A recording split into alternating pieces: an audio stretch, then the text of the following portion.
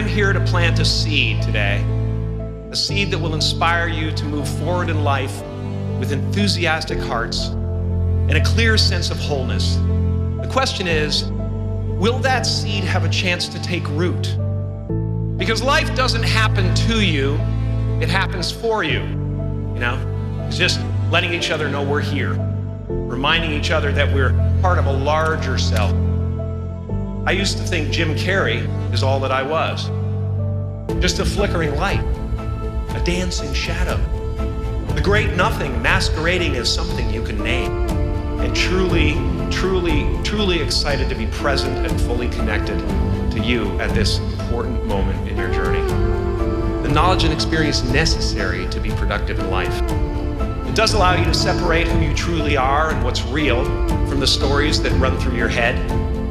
You have given them the ability to walk behind the mind's elaborate set decoration and to see that there's a huge difference between a dog that is going to eat you in your mind and an actual dog that is going to eat you. I have a saying, beware the unloved, because they will eventually hurt themselves or me. A new wave in a vast ocean of possibility.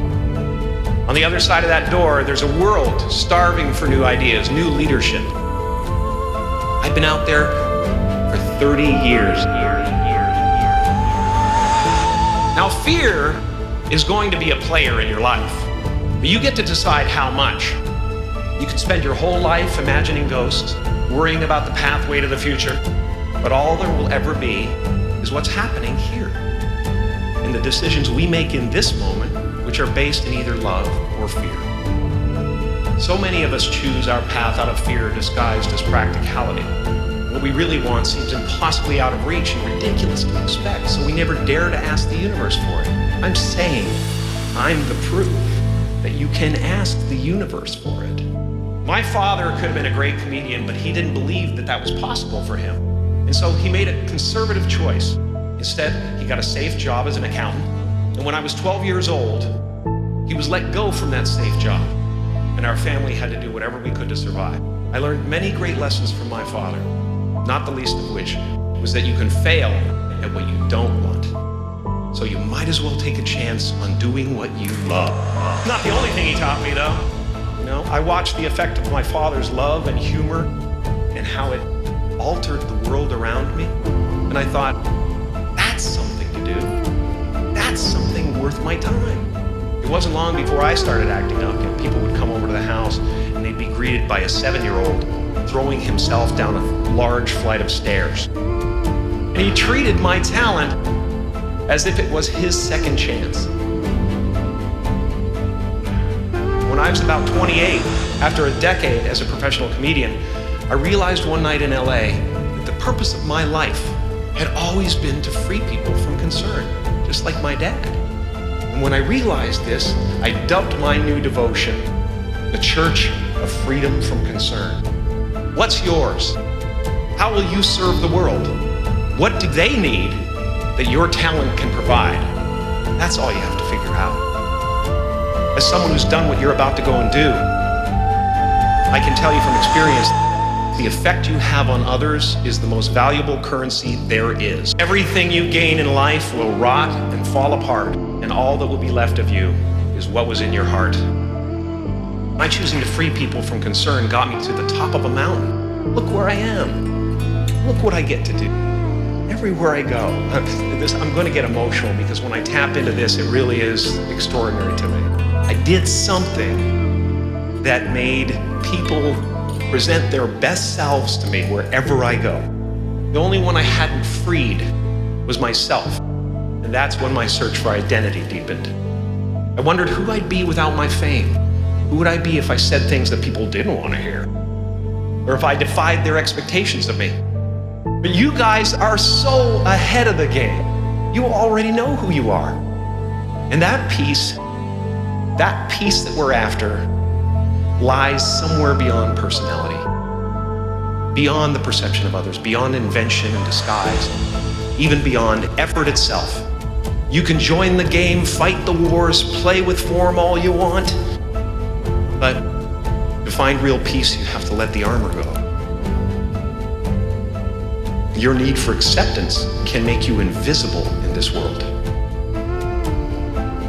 Don't let anything stand in the way of the light that shines through this form. Risk being seen in all of your glory.